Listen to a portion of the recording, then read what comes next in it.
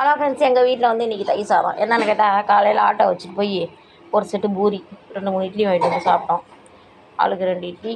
நான் 2 இட்லி சாப்பிட்டேன், 2 பூரி சாப்பிட்டேன். ரவ தானே இருக்கும் கடையில். அம்மா ஒரு பூரி 1 இட்லி சாப்பிட்டாங்க.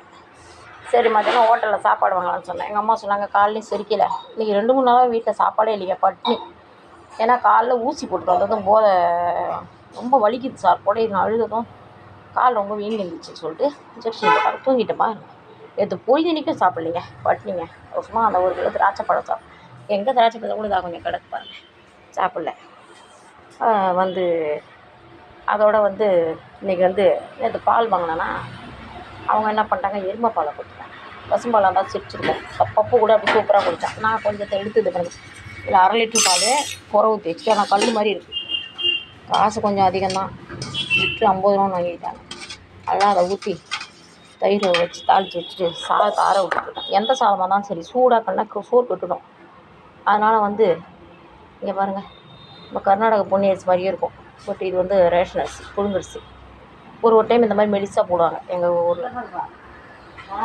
ஆற விட்டு சாதம் கண்டுறதுக்காக வச்சுருக்கேன் ஃப்ரெண்ட்ஸ். இது வந்து முந்தாண்ட அமாவாசைக்கு என்றைக்குமா, சனிக்கிழமையா, சனிக்கிழமை கண்ண பச்சடி பாருங்கள். இன்றைக்கி செவ்வாய்க்கிழமை, இன்றைக்கி செவ்வாய்க்கிழமை ஃப்ரெண்ட்ஸ். ரவை கூட இறங்கலை, கெட்டு போகலை, மின்னு இருப்பாருங்க.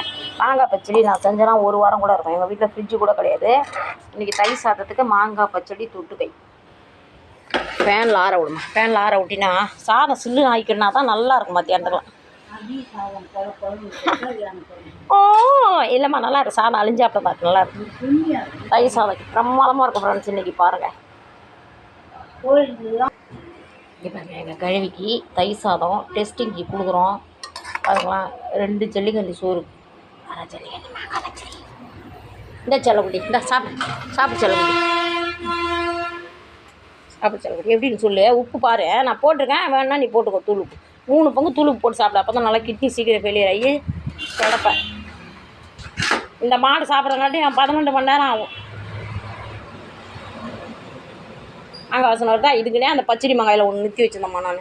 அன்றைக்கி பரவாயில்ல, அது மாறு கடையில் தெருவில். இல்லைம்மா, என்ன தெரியுமா, 140 ரூபாய்க்கு வாங்கம்மா. வெங்காயம் 30 ரூபா, வெங்காயம், தக்காளி, இஞ்சி 20 ரூபா.